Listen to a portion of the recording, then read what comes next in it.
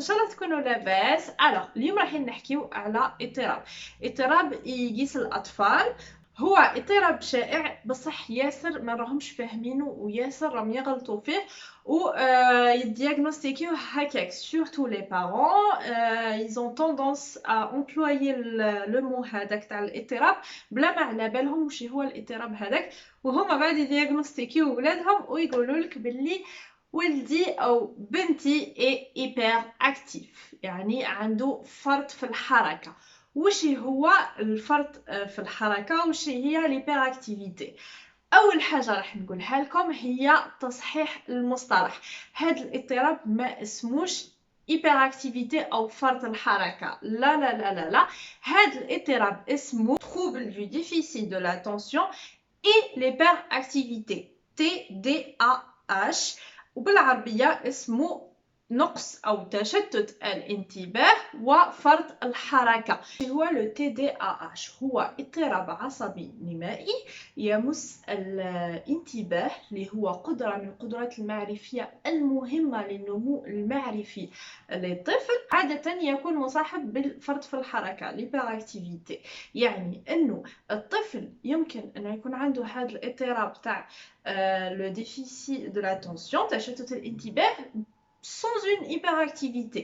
هنا نقولوا باللي عنده هذا الاضطراب، بصح الطفل اللي يكون عنده une activité ou un surplus تاع l'activité بلا ما يمس هذا الشيء الانتباه تاعو، هنا ما نشخصوش الحاله على انها عندها اضطراب تشتت الانتباه وفرط الحركه. نو، هنايا هذاك الطفل الى نورمال. هذا الاضطراب يمس الذكور أكثر من البنات حسب لي ستاتيستيك، ويشخص عادة ما بين 3 إلى 6 سنوات، مي جينيرالمون فيغ لاج تاع السكولاريزاسيون وين تبان الحاجة هذيا كي يظهروا الاضطرابات التعلم. أما أعراض هذا الاضطراب هما 3، لكن بشكل رئيسي أو العرض الرئيسي هو التشتت في الانتباه، وجينيرالمون يكون مصاحب بفرط الحركه. والحاجه الثالثه هي الاندفاعيه لامبولسيفيتي. هو تشتت الانتباه، الطفل هنايا يكون متشتت بمعنى الكلمه، انتباهه ضعيف جدا، الى با اتونسيوني، ما يتولهش الابسط الاشياء تاع الحياه اليوميه وما يتوله لهمش، يكون ينسى في ساع، الذاكره تاعو محدوده جدا، ينسى حوايجو، مهمل في المدرسه كيف المعلمه تقدر تلاحظ انه دائما ساهي كما نقولوا احنا، ماهوش معاها، يتيه ياسر على الدرس، ما يكونسونطريش كيما اصدقاء، وما يقدرش يقعد لونطون في نشاط ويبقى يدير فيه ولا اكزرسيس يدير فيه، يمل بسرعه. اما الحركه هنا تكون مفرطه بشكل غير عادي، يعني سي با ان انفون اللي يتحرك ياسر نقولوا عليه ايبر اكتيف. نو، هنايا الطفل اللي يكون عنده هذا الاضطراب ما يقدرش يقعد في بلاصه واحده كيما انا دركا قاعده، سي اون تورتور بور لوي، ما يقدرش يقعد في الكرسي، يحب طول الوقت يتحرك.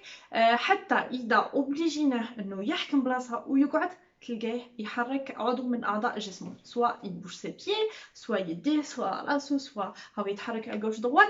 il peut pas rester في بلاصه واحده وساكن هكا دون حركه. يمكن حتى ان نلاحظوا هذا الافراط في الكلام، يعني يحكي ياسر كما نقولوا هنا. العرض الثالث هو الاندفاعيه، يعني الطفل هذاك يكون مندفع فوق الحق، باسكو الاندفاعيه تاعنا قادره تكون فينا كل، قادره تكون في الاطفال الكل، بصح هنا تكون بشكل زائد، يعني الطفل تلقاه سريع الغضب، سريع الانفعال، وايضا يديروا الاشياء بلا ما يفكروا. حتقولي الاولاد جينيرالمون يفون صا، بي هنا سي انكور بير. قادر نلقاو ان انفون ما عندوش هذا الاضطراب، قبل ما يروح لو دونجي راح يخمم و il essaie d'analyser. هما ils arrivent pas à analyser, ils sont impulsifs, يروحوا directement ils font la chose ولا ينفعلوا في ساعة sans trop y penser. alors تشخيص هذا الاضطراب ما يكونش سهل، يكون جينيرالمون كيما قلت لكم قبيله ورا 3 سنين، واللي شخصه هنايا هو لو بسيكولوج ولا لو بيدوبسيكياتر. بصح قبل ما يدير التشخيص هذا لازم له ان بيلان من عند توت اون ايكيب اللي يدخل فيه لو بيلان اورثوفونيك، لو بيلان تاع البسيكوموتريسيان، ليرغوثيرابيوت، لو بسيكولوج،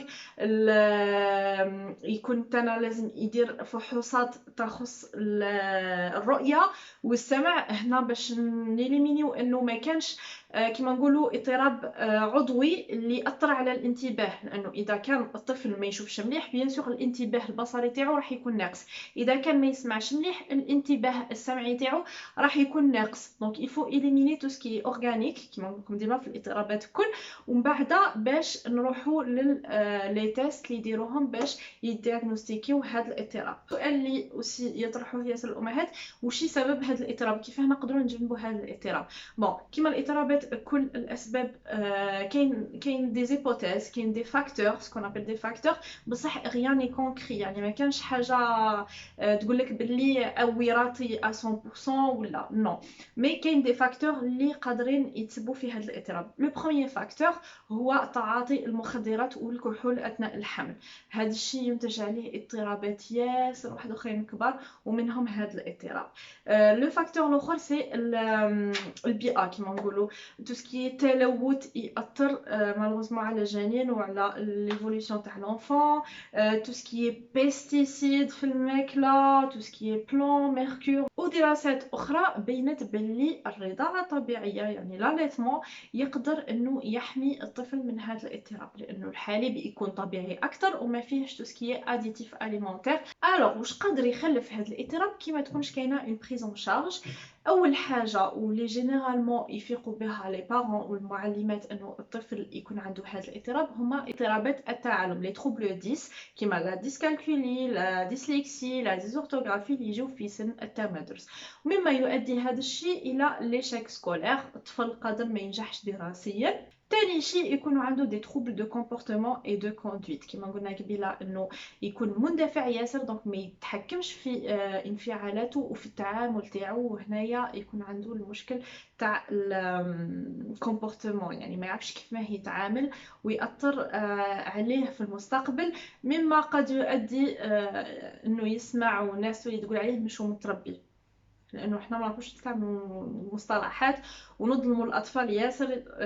كي يكون عنده ليشاك سكولير حنقولوا عليه غبي ما يعرفش يقرا سون فولوار شيرشي واش بيه، وكي يكون عنده ان تروبل دو كومبورتمون راح نقولوا مش متربي ما يعرفش يتعامل، مي بارفوا سي با سا، سي جوست دي تروبل كو لونفون يعاني منهم وكو لي بارون ما فاقولهمش ولي سبيسياليست ما فاقولهم. هذا الاضطراب ايضا يؤدي الى اضطرابات في النوم، يكون عنده ترو داكتيفيتي، لو كور تاعو il arrive pas à se reposer et généralement ما يقدرش يرقد في الليل، ومام كي يكون صغير يكون عنده مشاكل في لاسيست في النوم. مي اتونسيون ماشي معناتها اي واحد عنده مشكل في النوم عنده اون هايبر اكتيفيتي، يعني لازم الاعراض هذه والمشاكل الكل تتلم في طفل واحد باش نقدروا نقولوا بلي عنده هذا المشكل.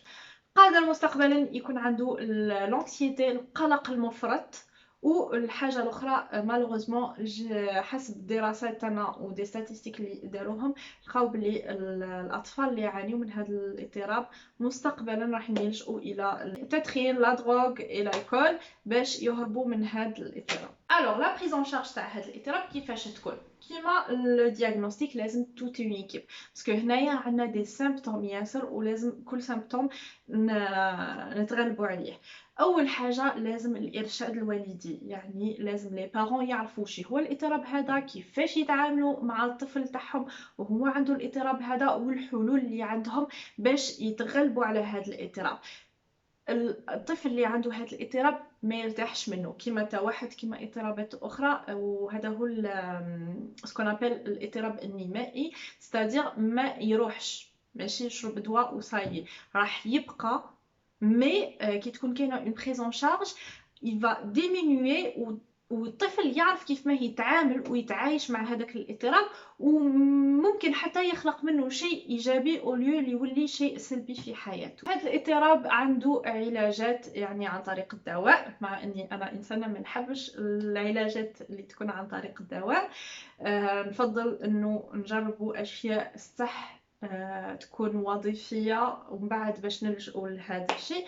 بصح مالوغوزمون سي اون رياليتي، اضطرابات ياسر يحتاجوا دواء ومنهم هذا الاضطراب.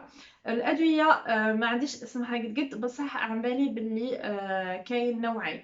كاين دي ستيمولون اللي رايحين نحفزوا بهم الانتباه تاع الطفل والتركيز تاع الطفل، وال دي كالمون اللي يشربهم هذاك الطفل باه ينقص شويه من الحركه هذيك. دونك الدواء حيكون بريسكري من عند لو بيدوبسيكياتر، يكون تسحقوا هنايا لو بيدوبسيكياتر. تسحقوا ايضا لورتوفونيست اللي راح يعمل على تنميه القدرات المعرفيه عند الطفل هذا، وخاصه الانتباه، الذاكره والتركيز. حيعمل دي زيكزارسيس، حيرشد ايضا لي بارون تاعو باش يعرفوا كيف ما يتعاملوا معاه ويعرفوا كيف ما يحفزوا له هذه الاشياء ايضا في الدار، لانه الخدمه ما تكفيش مع لورتوفونيست سيرمون اون سيونس ولا دو في لا سيمين ومن بعد في الدار يا غيان. هنا ça mène à aucun résultat. يعني لي بارون لازم يكونوا واقفين على الطفل هذاك ويخدموا معاه في الدار يوميا باش يحفزوا هذا الشيء عنده.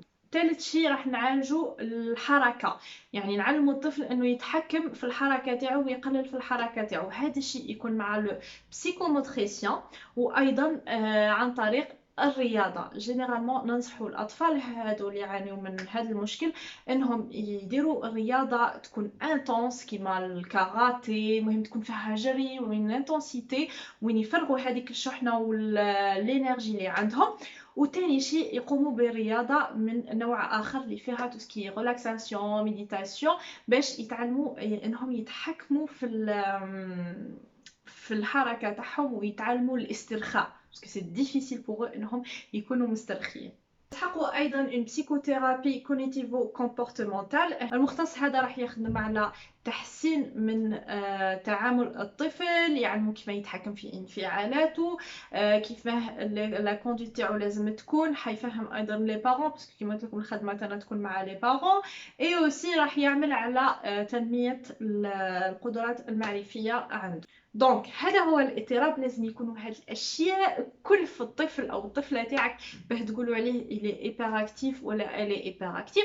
وعلاه نقول لكم هذه الهضره باسكو هذا المصطلح وانتشر بصفه غلطه. يعني اي ام تحس ولدها باللي عنده انرجي، يحب يلعب، يحب يتحرك، تقول لك عييت ولدي الي ايبر اكتيف، بنتي هبلتني الي ايبر اكتيف. نو نو نو نو نو نو، الاولاد سي نورمال انهم يكونوا كيما هكا، سورتو كيما يكونوا صغار. اي سي بيان c'est bien, ça prouve qu'ils sont en bonne santé، باللي راهم قاعدين يتعلموا، باللي قاعدين يتحركوا، باللي عندهم الطاقه اللي لازمه. كونتريرمون على ان انفون اللي يكون طول طون في بلاصه واحده، ما يحبش يتحرك ياسر، ما يحبش يديكوفري ياسر. هذاك اللي نخافوا منه ماشي لونفون الاخر. يعني انت يا مدام لازم تتقبلي الحركه هذيك عند الطفل تاعك. بيان سور كاين تفاوت في هذه الاشياء، كاين واحد عندهم انرجي اكثر من واحد اخرين، مي كيما قلت لكم ما يكونش عندهم اضطراب يمس قدره من القدرات المعرفيه تاعهم وما تكونش عندهم اندفاعيه، ماشي معناتها باللي ils sont hyperactifs, ils sont juste actifs comme il faut.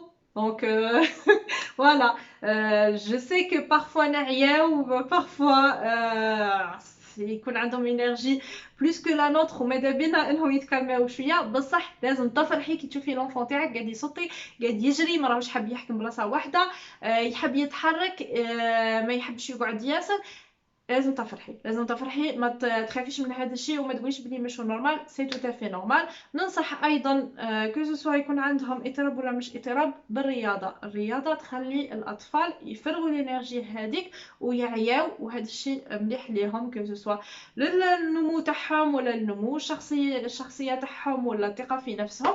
اي بيان سور كيما نقول لكم ديما ما تغفلوش على ولادكم. اذا حسيتوا باللي كاين شيء مش نورمال ما يكون حتخسروا والو اذا رحتوا عند سبيسياليست ودرتوا لي تيست اللي لازم ديروهم، هكا تطمئنوا. اذا ما كاين شيء ترتاحوا، اذا كاين شيء نفيقوا له مبكرا، خلينا نفيقوا له اون ريتار، لانه كل ما تكون لا بريزون شارج يعني اعاده التاهيل او التكفل بالحاله هذيك مبكره كو سوسوا لو تروبل هنايا، كل ما يكونوا النتائج افضل وتكون اسهل على كي نفيقوا اون ريتار.